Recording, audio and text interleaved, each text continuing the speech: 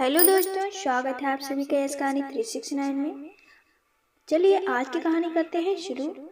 Nitin sir, आपको बड़े sir ने अपने केबिन में बुलाया है। नितिन बोला, अच्छा ठीक है, तुम चलो मैं आता हूँ। नितिन अपनी कुर्सी पर से उठा और केबिन में गया और बोला, हेलो सर, आपने मुझे बुलाया? सर बोले, हाँ नितिन, आओ बैठो। नितिन ने कुर्सी खींची और बैठ गया। नितिन, आज मुझे तुमसे कुछ पर्सनल बात करनी है। हाँ सर, बोलिए, क्या बात है? नितिन, तुम तो जानते हो मैं दिन भर ऑफिस में रहता हूँ और इस समय माँ की तबीयत कुछ ठीक नहीं है। अगर एक 24 घंटे के लिए कोई मेड मिल जाए तो अच्छा होगा। मैं तो ऑफिस चला जाता हूँ, माँ घर पर अकेली रह जाती है। अगर कोई काम करने वाली मिल जाए तो 24 घंटे माँ के साथ रहे तो अच्छा होगा। नितिन बोला, जी सर, मैं देखता हूँ। सर बोले, नहीं नितिन, मैं तुमसे पर्सनली कह रहा हूँ, थोड़ा जल्दी करो। माँ के पास कोई नहीं है। मैं सुबह का नाश्ता कराकर मैं माँ को दवा दे आया हूँ। जब काम करने वाली आएगी तो दोपहर का खाना और दवा दे देगी। बड़ी समस्या हो रही है। मेरी रिक्वेस्ट है नितिन, इसको तुम पर्सनली लेना। नितिन बोला, जी सर, आप चिंता मत करिए, मैं देखता हूँ। सर एक काम करिए, आप घर जल्दी चले जाइए। सर बोले, नहीं, दवा और पानी तो मैं टेबल पर रख आया हूँ और काम वाली से बोला था समय से दे देना। सोच तो रहा हूँ कि जल्दी घर चला जाऊँ, लेकिन आज मीटिंग है, निकलना मुश्किल होगा। कोई बात नहीं है, मैं अभी काजल से बोलता हूँ। पवन ने थैंक यू बोला। नितिन ने कहा, कोई बात नहीं सर। यह कहकर नितिन अपने केबिन में गया और काजल को फोन करके सारी बात बता दी। काजल का जवाब सुनकर वह बहुत संतुष्ट हो गया। काजल ने कहा कि वह खुद उनके सर की माँ के लिए खुद खाना पकाकर ले जाएगी और शाम का खाना वहीं बना लेगी। काजल ने नितिन से कहा कि वह शाम को वहीं से उसको घर के लिए पिकअप कर लेगा। नितिन ने अपने सर पवन को बता दिया। नितिन का जवाब सुनकर पवन को बहुत अच्छा लगा। उसने दिल से काजल को धन्यवाद दिया। करीब 1 घंटे बाद काजल पवन के घर पहुंची। वैसे तो उसका घर 15 से 20 मिनट की दूरी पर था, लेकिन खाना बनाने में थोड़ा वक्त लग गया, क्योंकि अपना खाना तो वह नितिन को सुबह लंच बनाते वक्त ही बना लेती है। आज पवन की माँ के लिए उसने सूप और खिचड़ी बनाई और उसे लेकर वह पवन के घर पहुंची। नमस्ते माँ जी, उनका पैर छूते हुए काजल बोली, आप कैसी हैं? अरे तुम बहू, आओ आओ। अब आपकी तबीयत कैसी है माँ जी? तबीयत का क्या है बहू, कभी अच्छी तो कभी खराब रहती है। आज थोड़ी सी तबीयत कुछ ठीक नहीं लग रही है। माँ जी बोली, बताओ तुम यहाँ कैसे काजल? काजल बोली, कुछ नहीं माँ जी, आज नितिन का फोन आया था कि आपकी तबीयत कुछ ठीक नहीं है तो मैं चली आई। माँ जी बोली, इतनी तकलीफ करने की क्या जरूरत थी बहू? काजल बोली, इसमें तकलीफ की क्या बात है माँ जी? मैं भी तो घर में अकेली ही रहती हूँ। आपके साथ थोड़ा समय बिताऊंगी तो मुझे भी अच्छा लगेगा, तो चली आई। हाँ आया करो, तुम्हारा ही तो घर है। मैं तो खुद ही आ जाती, पर क्या करूँ, इतना चला भी नहीं जाता। तुम्हारे घर पर भी तो काम होता होगा ना बहू? काजल बोली, काम तो है माँ जी, पर मैं अपने सारे काम सुबह ही खत्म कर लेती हूँ, उसके बाद तो बैठकर बोर ही होती हूँ। तो आज आया करो बेटा। काजल ने कहा, मैं यह सूप खिचड़ी किचन में रख देती हूँ, आपके लिए चाय बनाऊं? आप चाय पियेंगी? हाँ बहू बनाओ, तुम भी पी लेना। काजल किचन में जाकर 2 कप चाय बना लाई और चाय पीकर फिर काजल ने धीरे धीरे पवन की माँ को चलाकर आंगन में ले आई। माँ जी, सर्दी में धूप अच्छी लगती है, धूप में बैठो। फिर दोनों ने बैठकर वहीं पर खाना खाया और पवन की माँ वहीं तहत पर लेट गई और काजल से बातें करने लगी। कब शाम हो गई पता ही नहीं चला। शाम को सर्द हवा चलने लगी। इस वजह से काजल माँ को अंदर ले आई और शाम की चाय बनाई। दोनों चाय पी रही थी, तभी वहाँ काम करने वाली दाई नीता भी आ गई। वैसे तो वह दोपहर को भी आई थी, पर काजल ने उसे वापस भेज दिया था। आओ नीता, कैसी है तबीयत माँ जी? अब ठीक हूँ। आज खाने में क्या बनेगा नीता? आज 4 लोगों का खाना बनेगा। मैं पवन से बोल दिया है, आते वक्त नितिन को साथ ले आए। बेटा, सुना है तुम भरवा बैगन बहुत अच्छा बनाती हो, नितिन को देती हो ना, टिफिन में दोनों साथ में ही खाते हैं। पवन बहुत तारीफ करता है। आज फ्रिज में बैगन भी रखे हुए हैं। ठीक है माँ जी, बना देती हूँ। और क्या बनेगा तुम देख लो बेटा, जो तुम्हें सही लगे। किचन में सारा सामान तुम्हें नीता बता देती। माँ जी बोली। सुने नीता, बहू की मदद कर देना, आज तो मैं अपने बहू के हाथ का ही खाना खाऊंगी। उनके चेहरे पर अपनेपन का भाव झलक उठा। माँ जी, आपके लिए क्या बनाऊं मैं भी तो भरवा बैगन ही खाऊंगी। ठीक है माँ जी, मैं आपके लिए हल्के तले मसाले वाला बना देती हूँ। चलिए नीता। दीदी, काजल के मुंह से दीदी शब्द सुनकर नीता उसकी स्वभाव की मन ही मन तारीफ करने लगी। आजकल की लड़कियां कहाँ किसी की सेवा करने के लिए तैयार होती हैं। खाना बन चुका था। काजल ने नीता से आटा गुदवा कर रख लिया। शाम के 6:30 बज गए। नितिन और पवन भी आ गए थे। काजल ने दोनों लोगों के लिए चाय बनाई। बातें करते करते कब 9 बज गया पता ही नहीं चला। काजल ने माँ को खाना दिया और खाना खाकर वह अपने बिस्तर पर लेट गई। काजल ने टीवी चालू कर दी और उनको दवा खिलाकर, अच्छा अच्छा माँ जी, अब चलती हूँ, कल सुबह मैं फिर आऊंगी। नाश्ता मैं घर से ही बना कर लाऊंगी। अरे बेटा, रोज रोज कहाँ परेशान होगी, नीता है ना, मैं कुछ बनवा लूंगी। नहीं माँ जी, मैं तो आऊंगी, आप चाहे कितनी भी मना करें। काजल की बात सुनकर माँ मुस्कुराई और बोली, ठीक है बहू।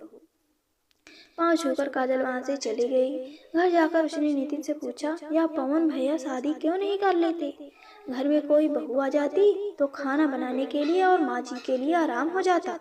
शादी तो की थी, लेकिन यह कहकर नितिन चुप हो गया। काजल बड़ी ही उत्सुकता से बोली, शादी हुई थी तो फिर क्या हुआ, बताओ ना। नितिन बोला, बड़ी लंबी कहानी है काजल। काजल बोली, तो बताओ ना, आप लोग तो कॉलेज में भी साथ थे और एक ही ऑफिस में काम भी करते हैं। हाँ, ऑफिस में भले ही मैं उसको सर कहता हूँ, वह मुझसे ऊंचे पद पर है, पर हम बहुत अच्छे दोस्त हैं। काजल बोली, तो फिर बताओ ना, क्या हुआ नितिन? नितिन बोले, पवन की शादी मेरी शादी के 3 साल पहले ही हो गई थी। पवन और काव्या दोनों कॉलेज में बहुत अच्छे दोस्त थे। काव्या के पिता बहुत बड़े बिजनेसमैन थे। जब पवन की नौकरी लगी तब उसने अपनी माँ से बात की और वह काव्या को लेकर अपनी माँ से मिलवाने आया। काव्या से पहली बार मिलकर ही माँ ने उसे सब कुछ बता दिया कि हमारे पास इस घर और गांव में थोड़ी सी जमीन के अलावा और कुछ नहीं है। पहले वह अपने माँ बाप से बात कर ले। पहले तो काव्या के माँ बाप इस शादी के लिए राजी नहीं थे, लेकिन काव्या की जिद करने पर वह इस शादी के लिए मान गए। पर वह इस शादी से खुश नहीं थे। शादी के कुछ दिनों तक तो सब कुछ बहुत अच्छा था, लेकिन कुछ दिनों के बाद काव्या की डिमांड बढ़ने लगी। वह पवन से हमेशा ब्रांडेड चीजों की मांग करने लगी, जो पवन के बस में नहीं था। जब कभी पवन मना करता तो वह सारी चीजें अपने मायके से ले आई, जिसकी वजह से पवन को बहुत शर्मिंदगी महसूस होती। जब वह यह बात कहता तो वह चिल्ला चिल्ला कर झगड़ा करने लगती और उसे कम कमाने के ताने मारती। मना करने पर किसी के सामने भी चुप नहीं होती, जिसकी वजह से माँ की तबीयत खराब रहने लगी और पवन के सर में भी दर्द रहता गया। यह सब तो मैंने खुद भी महसूस किया। पवन के काम पर भी इसका असर पड़ा, क्योंकि तब तक मेरी भी जॉब इस कंपनी में लग गई थी। पवन बिल्कुल मुरझा सा गया था और बहुत खोया खोया और चुपचाप रहने लगा था। उसकी यह हालत देखकर माँ जी की भी तबीयत बिगड़ने लगी। एक दिन तो हद हो गई। पवन ने काव्या को 25,000 की ड्रेस दिलाने के लिए मना कर दिया और कहा कि वह अपने माँ बाप से भी पैसे न मांगे। इस बात पर उन दोनों में झगड़ा काफी बढ़ गया। गुस्से में आकर काव्या ने घर छोड़ दिया, अपने मायके चली गई और कुछ दिनों तक तलाक के पेपर भिजवा दिए। कुछ दिनों के बाद तलाक के पेपर भिजवा दिए। ना चाहते हुए भी पवन ने उस पेपर पर साइन कर दिए और कुछ ही महीनों बाद काव्या की दूसरी शादी हो गई। तब से लेकर आज तक पवन को मुस्कुराए 3 साल हो गए और माँ जी से तो तुम मिल ही चुकी हो। वो बेटे की ऐसी हालत देखकर मन पर क्या गुजरती होगी, उसका दर्द तो वही समझती हैं। हाँ, पर पवन भैया तो बहुत अच्छे हैं, वह दूसरी शादी क्यों नहीं कर लेते? नितिन बोला, माँ जी ने तो कई बार कहा, पर वह शादी के नाम से ही डर गया है। काजल बोली, हाँ, पर पूरी जिंदगी ऐसी ही तो नहीं बिताई जा सकती ना। तुम तो उनके बहुत अच्छी दोस्त हो, तुम्हें ही कुछ करना चाहिए। नितिन बोला, हाँ, पर मैं क्या कर सकता हूँ काजल? काजल कुछ देर तक नितिन को समझाती रही। ठीक है, तुम कहती हो तो कोशिश करता हूँ। ठीक है, अब सो जाओ, मुझे कल घर के काम जल्दी खत्म करके माँ जी के पास जाना है। ऑफिस जाते समय मुझे वहाँ छोड़ते हुए जाना। दूसरे दिन जब काजल पवन के घर पहुँची तो दोपहर को धूप सेकते वक्त बातों ही बातों में काजल ने माँ जी से बात की। माँ जी, आज आप पवन भैया की दूसरी शादी क्यों नहीं कर देती? माँ जी बोली, वह माने तब ना बहू, तुमको पूरी बात नहीं पता, मुझे सब पता है। नितिन ने मुझे सब बता दिया है, पर माँ, पूरी जिंदगी तो ऐसे नहीं बिताई जा सकती ना। माँ बोली, हाँ, वह बात तो है, पर कौन बात करे? आप तो तैयार है ना माँ? भला कौन सी माँ चाहेगी कि उसका बेटे का घर ना बसे? मैं तो कब से यही चाहती हूँ बहू। ठीक है माँ जी, तब मैं जैसा कहती हूँ आप वैसा ही करिए। क्या करना है बहू? माँ, मेरे चाचा की लड़की है पूजा, वह कुछ दिनों के लिए मेरे पास आ रही है, आप उसको देख लीजिए। पर बहू, तुम तो जानती हो ना कि यह पवन की दूसरी शादी है, तो क्या हुआ माँ जी? आप जैसी सास और पवन भैया जैसा जीवन साथी मिले तो मेरे चाचा चाची जरूर तैयार हो जाएंगे। पर क्या पवन मानेगा? काजल बोली, हाँ माँ, उन्हें आने दीजिए। बस मैंने जैसे कहा है आप वैसा ही करिएगा। उन्हें यह एहसास हो कि आपकी तबीयत खराब है और आपकी देखभाल करने के लिए किसी की जरूरत है। आगे का मैं संभाल लूंगी, समझ गई ना आप? माँ बोली, बिल्कुल समझ गई बहू। बहू, तुम बहुत खुश रहो। दो दिनों के बाद पूजा जब काजल के पास आई तो काजल उसे माँ जी के से मिलने के लिए उसके पास ले आई। पूजा को तो कुछ पता नहीं था। काजल के चाचा चाची ने उसे पूजा के लिए कोई अच्छा लड़का और घर बार ढूंढने के लिए जिम्मेदारी दी थी। काजल अपनी बहन के लिए एक अच्छा लड़का ढूंढ रही थी और माँ की और पवन का स्वभाव और उनकी जीवन शैली उसे बहुत भा गई थी। पूजा के लिए काजल को पवन बहुत पसंद था, लेकिन वह चाहती थी कि पूजा भी पवन को पसंद कर ले, लेकिन क्योंकि वह कोई दबाव नहीं डालना चाहती थी, क्योंकि यह पवन भैया की दूसरी शादी थी और पवन और पूजा में उम्र का भी कुछ फासला था, पर बहुत फर्क नहीं था। अपने वह चाचा और चाची जी से पहले ही सब कुछ बता चुकी थी, पर वह चाहती थी कि पवन और पूजा भी एक दूसरे को पसंद कर ले, क्योंकि इस शादी में उन दोनों की भी मर्जी जरूरी थी। पूजा तो आते ही काम में जुट गई। वह भी माँ जी की सेवा करने लगी और उनके सर पर तेल मालिश कर रही थी। माँ जी ने कहा, रहने दो बेटी, तुम हमारे घर पहली बार आई हो। पूजा बोली, तो क्या हुआ आंटी, मैं अपने घर पर अपनी मम्मी की भी ऐसे ही मालिश करती हूँ। माँ जी बोली, लेकिन फिर भी बेटी। पूजा बोली, नहीं माँ जी, आप बैठिए, मैं आपके लिए चाय बनाकर लाती हूँ। किचन कहाँ है? माँ जी ने इशारा किया। दीदी, आप माँ जी को बाहर धूप में ले जाओ, मैं चाय के साथ साथ कमरे की भी साफ सफाई कर देती हूँ। 1 घंटे बाद तो कमरे की सूरत ही बदली हुई थी। माँ जी कमरे में आई तो पूजा की तारीफ किए बिना रह नहीं पाई। काजल के साथ पूजा भी रोज ही आती और धीरे धीरे घर के सारे काम को अच्छे से संभालने लगी। पवन को भी धीरे धीरे एहसास होने लगा था कि नीता के पास इतना वक्त कहाँ होता है कि वह घर के इतने सारे काम कर सके। आखिर में उसे मालूम पड़ ही गया। पूजा भी उसे देखने में भली ही लगी। कुछ दिनों बाद पवन का जन्मदिन पड़ा। वैसे तो वह अपना जन्मदिन कभी नहीं मनाता था, लेकिन माँ के कहने पर उस दिन सत्यनारायण भगवान की कथा रखी थी। पूजा और काजल ने मिलकर तरह तरह के व्यंजन बनाए थे। 3 साल से तो यह सब बंद हो गया था, क्योंकि पवन ने यह सब करने के लिए मना कर दिया था। सुबह सुबह वह उठना, माँ के पैर छूता और ऑफिस के लिए चला जाता। लेकिन इस बार काजल के कहने पर उसकी माँ ने सत्यनारायण भगवान की पूजा रखी थी। बड़े ही लगन से यह सब तैयारी कर रही थी। संयोग की बात यह थी कि उस दिन रविवार था और पवन घर पर ही था, इसलिए वह कोई बहाना भी नहीं बना पाया। नितिन और पवन बैठकर माँ के साथ बातें कर रहे थे। माँ ने कहा, बेटा अब तू फैसला कर ले। किस बात का माँ? अब तो इतना छोटा भी नहीं रहा। माँ, अगर तुम फिर से वही बात करोगी तो मैं यहाँ से चला जाऊंगा। बेटा, 5 उंगलियां बराबर नहीं होती। हाँ पवन, मैं पूजा को 2.5 सालों से जानता हूँ। बिल्कुल काजल की कॉपी है। वह अपनी कपड़ों से नहीं बल्कि अपने व्यवहार से ब्रांडेड है। जिंदगी में जो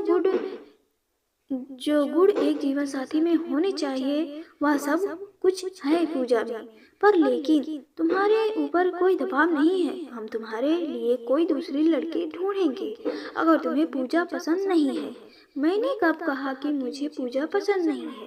वह बहुत अच्छी लड़की है, लेकिन क्या वह एक तलाकशुदा से शादी करेगी? क्योंकि यह तो मेरी दूसरी शादी होगी। तलाकशुदा होना कोई गुनाह तो नहीं है। पीछे से काजल ने कहा। पवन ने कहा, आप सब सुन रही थी? काजल बोली, नहीं, मेरी सुनने की कोई मंशा तो नहीं थी। मैं तो माँ जी से पूछने आई थी पूजा कितने बजे शुरू होगी, कब का मुहूर्त है। आप मेरी बात का गलत मतलब मत निकालिएगा। तो फिर आप ही ठीक मतलब समझाएं। इसका सही मतलब मैं आपको समझाती हूँ। अगर एक बार ठोकर लग जाए तो इंसान रास्ता तो नहीं छोड़ देता। दीदी और जीजू ने मुझे सब कुछ बता दिया है। इसमें आपकी तो कोई गलती नहीं थी। वैसे तो मैं भी शादी के लिए अभी तैयार नहीं थी, लेकिन अगर आप जैसा जीवन साथी मिले तो मैं भी तो अभी शादी कर लूँ। माफ करिएगा, मैं जरा ज्यादा बोलती हूँ। जो दिल में आता है वही बोलती हूँ। पूजा की बातों का पवन के पास कोई जवाब नहीं था। माँ जी, मैं पूछ रही थी कि पंडित जी कितने बजे आएंगे। माँ जी का चेहरा तो खुशी से खिल उठा। पूजा ने माँ जी की तरफ रुख करते हुए बोला, आप बता दीजिए, हम पूजा की तैयारी कर देंगे। माँ जी बोली, पंडित जी 3 बजे आएंगे बेटा, 4 बजे का मुहूर्त है। दोनों बहनें बड़ी खुश हैं। माँ जी ने नितिन की तरफ देखकर बोला, हाँ माँ जी, तभी तो मैं चाहता हूँ कि पूजा आपके घर की बहू बने। उसे भी अच्छा परिवार मिल जाएगा। अब तो कुछ बोल पवन, माँ जी ने कहा।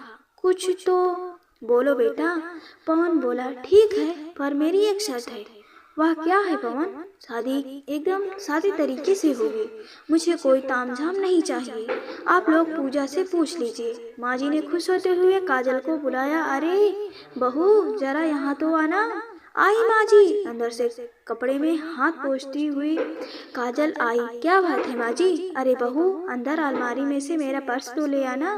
काजल ने अलमारी से पर्स निकालकर माँ जी को दे दिया। उसमें से एक अंगूठी निकालकर माँ जी ने पूजा को देते हुए कहा, यह शगुन की अंगूठी है बेटा। आज से तुम मेरी बहू हो। आज पवन और पूजा साथ में बैठकर सत्यनारायण भगवान की पूजा करेंगे। आज से पूजा मेरी बहू है। उसके 2 महीने बाद पूजा और पवन की बड़े ही सादे तरीके से शादी हो गई। काजल के मम्मी पापा और चाचा चाची 1 महीने पहले ही वहां आ गए। पवन और उसकी माँ का स्वभाव काजल के मम्मी पापा को बहुत अच्छा लगा। शादी के बाद पूजा ने बहुत अच्छे से पूरा घर संभाल लिया और पवन और माँ जी को किसी चीज की तकलीफ नहीं हुई। इस तरह पवन की दूसरी शादी कामयाब रही। दोस्तों, अगर जीवन में एक बार कोई घटना घट जाए तो ऐसा नहीं है कि दोबारा जिंदगी में सब कुछ सही नहीं हो सकता। शादी से निराश होकर भले ही पवन ने शादी के लिए मना कर दिया, लेकिन पूजा से शादी करके वह अपनी शादीशुदा जिंदगी में बहुत प्रसन्न है। और दोस्तों, कहानी आप सभी को कैसी लगी हमें कमेंट करके जरूर बताएं और वीडियो को लाइक करें, शेयर करें, चैनल को सब्सक्राइब करें। मिलते हैं अगली कहानी में, तब तक के लिए अपना ख्याल रखें। Bye bye.